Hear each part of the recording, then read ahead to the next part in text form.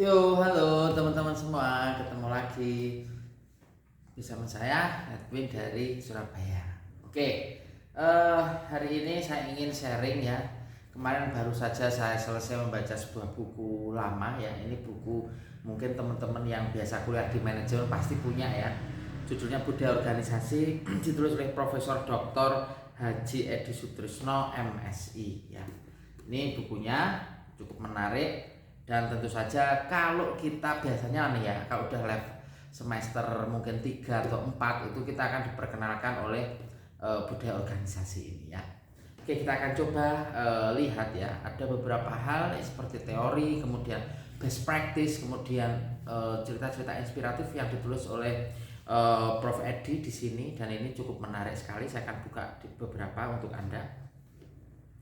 Nah, jadi yang pertama itu adalah bahwa di awal dari buku ini dia memberikan beberapa analogi dan tentu saja konsepsi-konsepsi terkait dengan budaya organisasi ya. Kalau kita bicara organisasi itu kan luas ya. Organisasi itu ada organisasi non profit, organisasi for profit, ada organisasi sosial, ada organisasi pergerakan, ada organisasi berbasis komunitas dan lain sebagainya. Nah, ini pada intinya di halaman 20 itu beliau menjelaskan bahwa teori dari Miller ya, itu dia mengatakan bahwa nilai-nilai budaya itu jiwa perusahaan. Jadi Miller ini mengatakan bahwa disitir ya dari teorinya Miller itu dia bilang bahwa the value of culture is the soul of a company. Jadi jiwa perusahaan itu ada di nilai-nilai budayanya. Makanya budaya organisasi ini cukup penting. Kalau orang sekarang bilang ya, kalau teman-teman di startup itu biasa bilang pakai DNA ya. Jadi DNA-nya. DNA-nya sebuah budaya organisasi itu adalah ya ini tadi jiwa perusahaan ya, soul of the organization atau soul of the company. Nah, dibilang di sini, jadi dia membuat sebuah konklusi ya, Prof Edi ini. Budaya organisasi merupakan suatu kekuatan sosial yang tidak tampak yang dapat menggerakkan orang-orang dalam suatu organisasi untuk melakukan aktivitas kerja ya. Secara tidak sadar ya, unconscious mind, tiap-tiap orang dalam suatu organisasi mempelajari budaya yang berlaku di situ. Apalagi kalau orang baru, biasanya agar dapat diterima oleh lingkungan tempat dia bekerja, dia harus beradaptasi, mempelajari yang dilarang dan yang diwajibkan, apa yang baik dan yang dianggap enggak baik, apa yang dianggap benar dan apa yang enggak. Lalu apa yang harus dilakukan dan apa yang boleh dilakukan dalam organisasi tempat dia bekerja. Jadi budaya organisasi itu mensosialisasikan dan menginternalisasi ya nilai-nilai perusahaan pada para anggota organisasi. Nah, ini makanya nih teman-teman, kalau di organisasi itu pasti ada payung hukumnya ya. Kita tidak usah melulu lah, kita bilang aja mungkin waktu kuliah dulu beberapa teman pasti mengikuti kegiatan mahasiswa begitu ya. Biasanya unit kegiatan mahasiswa atau katakanlah mungkin senat atau BEM ya, atau unit kegiatan mahasiswa itu komunitas lah ya, atau Mapala begitu ya, mahasiswa pencinta alam, itu ada semacam payung statutanya ya, atau statutory law atau statutory principles. Jadi ada kaidah hukum statutanya. Jadi secara institusi itu dia itu mengacu ke dasar hukum yang mana ya, atau ke dasar legislasi yang mana. Nah, itu maksudnya. Nah, baru turunannya nanti ada visi misi ya kan, kemudian core values, kemudian nanti ada misalkan protap gitu ya, ada prosedur tetap yang harus dilakukan sebagai bentuk dari penerapan strategi yang didasarkan pada visi misi dan value tadi dan seterusnya. Nah, itu makanya penting ya untuk memahami apa itu budaya organisasi. Di sini juga disebutkan bahwa budaya organisasi ini kuat mendukung tujuan-tujuan perusahaan. Sebaliknya yang lemah atau negatif menghambat atau bertentangan dengan tujuan perusahaan. Dalam suatu perusahaan yang budaya organisasinya kuat, nilai bersama dipahami secara mendalam, dianut dan diperjuangkan oleh sebagian besar para anggota organisasi atau karyawan perusahaan. Nah, ini juga menarik. Jadi proses internalisasi itu proses panjang, teman-teman. Long term. Nggak bisa kita itu ingin dia langsung patuh, dia langsung tunduk, nggak bisa. Short term, kita bilang short term nih ya. Secara kuartal kita punya target seperti ini, bla bla bla. Tetapi kemudian harus direfleksikan selama 1 tahun atau 2 tahun misalkan sebagai bentuk medium term ya. Jadi short term, medium term, kemudian nanti long term misalnya selama 5 tahun ya. Kita harus bisa memiliki aktivitas operasional yang signifikan yang memberikan dampak positif nih terhadap misalnya revenue, terhadap misalnya kesejahteraan anggota atau apa. Nah, seperti itu misalnya. Nah, sehingga di beberapa paragraf terakhir Prof. Edi bilang bahwa desain konseptual itu memang budaya organisasi itu desain konseptual yang berisi standar untuk mengambil keputusan mengenai apa yang harus dilakukan dan bagaimana melaksanakan. Jadi what to do, how to do. Nah, gitu. Why juga. Jadi 5W1H itu ya. Why, what, who, how, kemudian when gitu ya, where, ya, seperti itulah. Nah, jadi ada interaksi sosial awalnya itu.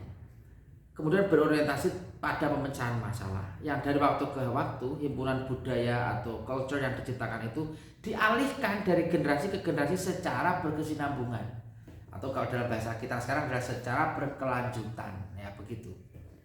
Jadi kesimpulannya adalah budaya organisasi yang benar-benar dikelola sebagai alat manajemen akan berpengaruh dan menjadi pendorong bagi karyawan untuk berperilaku positif, berdedikasi dan produktif. Nah, menarik kan? Nilai-nilai budaya itu tidak tampak, tetapi merupakan kekuatan yang mendorong perilaku dalam menghasilkan efektivitas kinerja. Nah, ini sangat menarik sekali. Teori dari Prof. Edi ini cukup relevan ya dengan hari ini. Walaupun ini mungkin buku lama, tetapi saya kira di sini di Indonesia itu sangat-sangat relevan, sangat relate, dan tentunya kalau kita bilang apakah kita harus concern lagi terhadap budaya organisasi, iya harus concern. Entah itu perusahaan mau startup, entah itu perusahaan Anda non profit ya, ataukah misalnya koperasi, ataukah Anda ini hanya misalkan pengurus BEM gitu ya, tetap harus dipikirkan. Kenapa? Dengan visi misi yang jelas kita bisa menentukan tujuan dan cara how to achieve it, cara mencapainya itu jelas gitu teman-teman ya. Jadi saya kira semua elemen ini perlu memahami, semua anggota ya, organisasi itu perlu betul-betul mengerti bahwa budaya organisasi itu adalah budaya yang perlu diinternalisasi. Jadi nilai-nilai normatif sosialnya itu harus diinternalisasi, dan itu proses panjang ya, proses panjang, perlu waktu untuk betul-betul 100% mengcover area coveragenya, itu 100% betul-betul tercover, itu butuh proses panjang. Jadi bersabarlah ya, bersabarlah, itu saya kira. Nah, kemudian di halaman lain beliau juga menjelaskan bahwa dalam memberikan sosialisasi budaya organisasi ya, itu di halaman 32 Prof. Edi menyampaikan bahwa ada sekitar 7 ya metode atau pendekatan. Yang pertama adalah ketika seleksi ya, itu disampaikan. Lalu onboarding ketika menempatkan karyawan. Kemudian pendalaman bidang pekerjaan, entah itu ketika OJT ya, on the job training, ataupun ketika formal training ataupun informal training. Penilaian kinerja dan pemberian penghargaan ya, reward and sanction ya, tentunya ini. Lalu yang kelima adalah menanamkan kesetiaan kepada nilai-nilai yang dimiliki organisasi, misalnya dengan men-challenge mereka untuk giving contribution lebih gitu ya daripada karyawan yang lain, dia di-challenge gitu ya. Kemudian memperluas cerita dan berita tentang berbagai hal yang berhubungan dengan budaya organisasi. Makanya ada beberapa majalah perusahaan ya itu untuk internal. Ada juga yang memberikan gagasan-gagasan baru tentang inovasi, misalnya dari para CEO perusahaan itu di surat kabar, media massa dan lain sebagainya. Bahkan ada yang juga ramai gagasan-gagasannya ini dibahas di forum-forum, karena dia ini salah satu podcaster ya, CEO ini salah satu podcaster yang sangat aktif mengedukasi para netizen begitu. Lalu yang terakhir adalah pengakuan tentang kinerja dan promosi yang diberikan kepada karyawan yang telah melaksanakan tugas, kewajiban dan tanggung jawabnya secara baik dan telah menjadi teladan bagi yang lain. Sungguh menarik, ini yang poin 7 ya. Jadi giving rewards yang mereka itu memang deserve gitu ya, yang memang layak mendapatkan itu sangat baik sekali. Reward itu kan tidak selalu berbentuk cash gitu ya, nggak selalu berbentuk uang tunai ataupun fresh money begitu ya, ataupun misalnya apa gitu. Bisa mungkin oke, you tak kasih holiday, you saya kasih holiday, you saya kasih misalkan beberapa hari cuti lah ya untuk menikmati itu sudah masuk reward juga sebenarnya ya, intangible reward. Jadi bisa juga misalkan dikasih souvenir gitu ya, atau diberikan semacam kupon belanja segala macam ya, seperti itu misalnya, karena memang hasil evaluasi menunjukkan dia memiliki kinerja yang baik dan menjadi teladan bagi yang lain. Itu bisa kita bilang adalah agent of change ya, itu sangat menarik sekali. Nah, ada mekanisme ya perubahan budaya yang dijelaskan di halaman 88 di sini, bahwa fokus ketika kita bilang rencana, maka budaya tradisional itu biasanya anggarannya yang dibudgetkan itu untuk jangka pendek. Tapi kalau kita sudah bilang bahwa ini tentang manajemen budaya yang berkualitas gitu ya, maka dia sudah melihat isu-isu strategi di masa depan. What comes next gitu. Kalau fokusnya misalnya kepada organisasi ini yang lainnya ya, maka budaya tradisional atau budaya lama biasanya adalah pada hierarki rantai komando ya. Jadi berdasarkan chain of command ya. Tetapi kalau sudah bicara manajemen budaya yang berkualitas, maka partisipasi dan pemberdayaan karyawan ini lebih, jadi employee engagement-nya itu lebih kuat lagi. Jadi keterlibatan mereka, partisipasi dalam hubungan manajemen dan karyawan ini semakin kuat ya. Hubungan antar elemen dalam organisasi semakin kuat. Sungguh menarik ini. Ada juga misalkan pengendaliannya. Kalau budaya lama ada bilang laporannya ini ya oke lah, kita depend dengan laporan, jadi lebih pasif sebetulnya. Tapi kalau kita bilang sudah kita bilang manajemen budaya mutu atau manajemen budaya kualitas, maka yang diukur sini adalah informasi, validitas dan kualitas data untuk tujuannya adalah self control, self awareness. Semakin aware kita, maka semakin kita akan bisa mengendalikan diri, kita bisa mengendalikan apa-apa yang ada di sekitar kita agar tidak terjadi resiko yang berlebih, resiko yang bisa terjadi di kemudian hari begitu. Nah, ini sungguh menarik karena pada poin 3 pengendalian ini dijelaskan detail ya, secara lebih gamblang lagi di halaman 89 dan 90. Nah, ada juga nih yang cukup menarik, jadi terkait dengan fokus manajemen fungsional. Maka kalau budaya lama itu bilang parakial atau kompetitif ya, parakial kompetitif. Sementara kalau yang modern atau manajemen yang sudah berbasis kualitas begitu ya, budayanya itu cross function dan integratif. Sungguh menarik itu. Cross function, semua lini, semua elemen saling mendukung, saling memberikan komitmen, saling memberikan dorongan, semangat untuk memberikan hasil kinerja yang terbaik, integratif. Sungguh menarik ini karena tidak banyak yang menyadari hal ini. Biasanya orang kalau sudah berada di level tertentu itu ego yang bicara, tetapi dia lupa bahwa kepentingan bersama itu justru yang lebih penting daripada kepentingan ego sendiri atau egosentris ya. Kita harus melihat pada culture sentrisme dan juga tentunya kolektivisme ya. Apa artinya? Artinya adalah bahwa kita melihat suatu fenomena atau suatu problem itu dilihat dari banyak sudut pandang, kan begitu, banyak perspektif. Artinya dengan melakukan integrasi, komunikasi, closing the barrier gap, menutup adanya kesenjangan elementer begitu ya, atau antar elemen ini, inter office gitu ya, maka akan terjadi semacam kolektif kolegial, komunikasi yang kolektif kolegial, pengambilan keputusan pun populis.